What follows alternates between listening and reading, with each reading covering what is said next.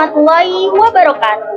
Perkenalkan, nama saya Nurul Faidatus Sadia dari Program Studi Pendidikan Guru Madrasah Ibtidaiyah kelas 4D, Fakultas Tarbiyah dan Keguruan, Universitas Islam Negeri Sunan Ampel, Surabaya.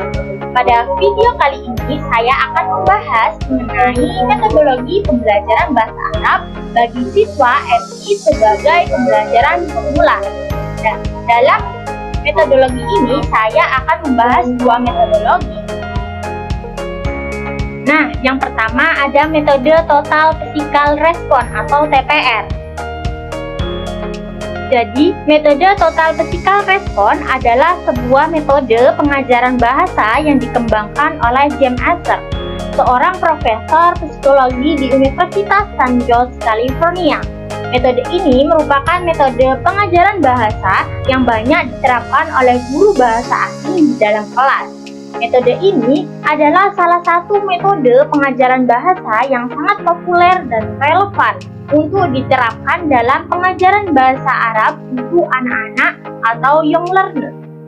Untuk prinsip dasar metode Total Physical Response dalam pembelajaran bahasa Arab adalah yang pertama, pemahaman sebelum produksi. Jadi mendengarkan sebelum berbicara. Siswa memahami perintah dalam bahasa Arab sebelum diminta mengucapkannya. Lalu yang kedua, peran respon fisik. Respon melalui gerakan. Siswa merespon instruksi guru dengan gerakan yang sesuai. Lalu yang ketiga, lingkungan belajar yang bebas stres. Yang keempat, pembelajaran implisit. Jadi belajar seperti anak kecil belajar bahasa ibu. Pemahaman berkembang sebelum produksi verbal. Lalu yang kelima, mengutamakan kegiatan fisik dan gerakan. Meningkatkan daya ingat. Jadi kosakata lebih mudah dihafal karena dikaitkan dengan pengalaman fisik. Untuk langkah-langkah penerapan metode TPR ini dalam pembelajaran bahasa Arab, yang pertama, guru memberikan perintah dalam bahasa Arab sambil memperagakan gerakan. Lalu yang kedua, siswa meniru gerakan guru tanpa harus langsung berbicara. Yang ketiga, pengulangan untuk memperkuat pemahaman dengan berbagai variasi instruksi. Yang keempat, siswa mulai merespon secara verbal setelah memahami makna instruksi tersebut. Yang kelima, latihan dengan variasi perintah dan permainan untuk meningkatkan keterlibatan siswa. Berikut adalah salah satu contoh penerapan metode TPR dalam bahasa Arab, yaitu mengenalkan anggota tubuh. Tujuannya untuk membantu siswa mengenali dan menghafal nama anggota tubuh dalam bahasa Arab. Langkah-langkahnya, yang pertama, guru menyebutkan nama anggota tubuh sambil menyentuh bagian tubuh tersebut. Yang kedua, siswa mengikuti dengan menyentuh bagian tubuh yang disebutkan. Yang ketiga, guru memberikan instruksi dalam bentuk perintah. Yang pertama, guru menyebutkan nama anggota tubuh sambil menyentuh bagian tubuh tersebut. Contohnya, ilmas rosa, sentuh kepalamu. Lalu, siswa mengikuti dengan menyentuh bagian tubuh yang disebutkan tersebut. Lalu yang kedua, iftah sama, buka mulutmu.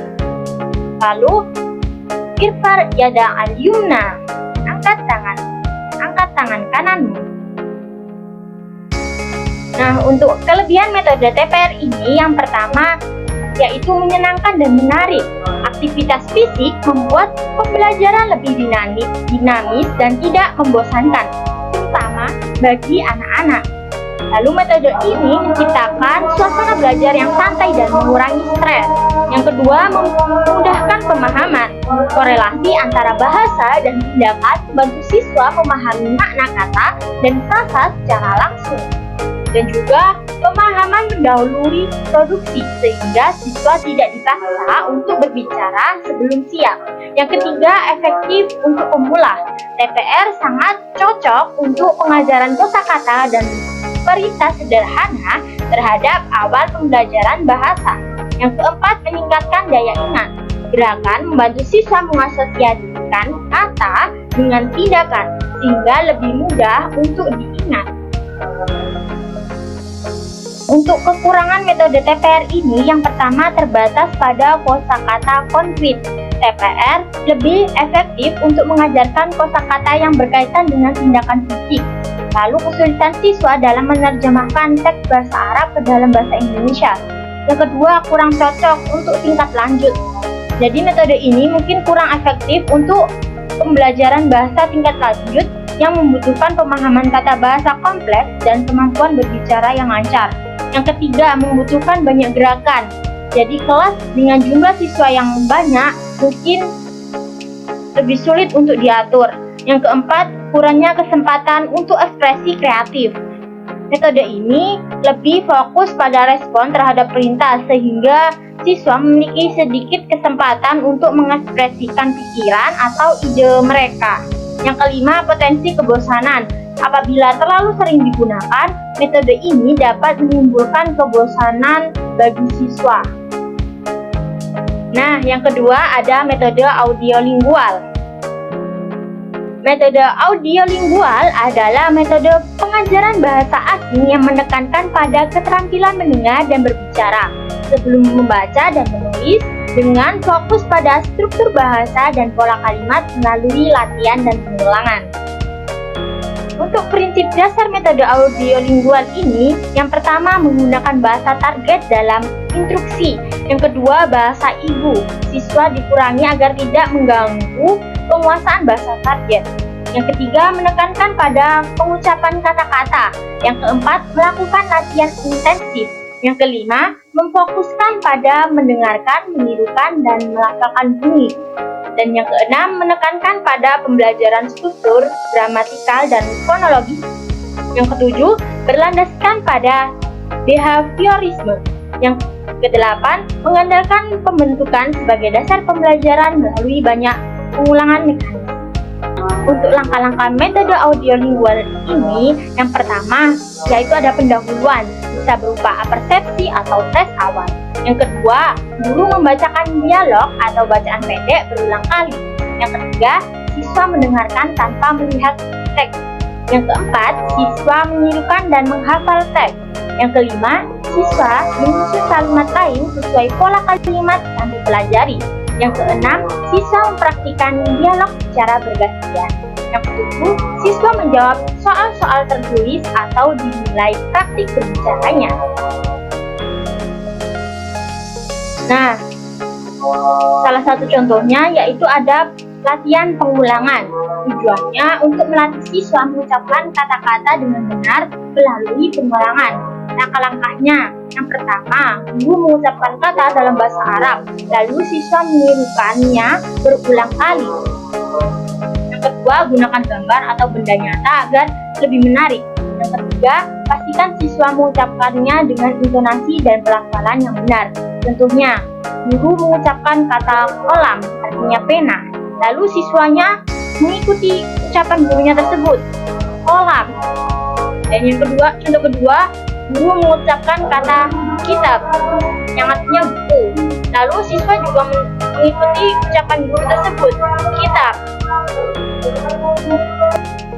Untuk kelebihan metode audiolingual ini, yang pertama, siswa dapat berbicara dengan baik dan lancar. Yang kedua, siswa dapat membuat pola kalimat dengan baik.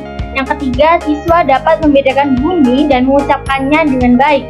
Yang keempat, siswa dapat meningkatkan keterampilan mendengarkan. Dan yang terakhir, siswa dapat menghidupkan suasana kelas. Untuk kekurangan metode audiolingual ini, yang pertama, keterbatasan dalam pengembangan keterampilan komunikatif.